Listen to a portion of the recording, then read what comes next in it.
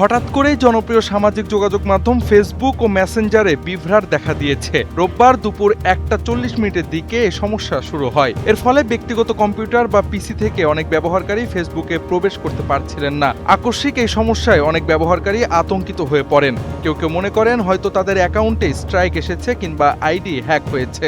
হঠাৎ করে কাজ করতে করতে ফেসবুকের সার্ভার আউট হয়ে গেছে, তো আমি ভাবলাম যে হয়তো আইডি হ্যাক হয়ে গেছে, বাট এখন মনে হচ্ছে সার্ভার থেকেই সমস্যা করছে। আমি তো ভয় পেয়ে গিয়েছিলাম রীতিমতো যে আমার ফেসবুক হয়তো হ্যাক হয়ে গেছে।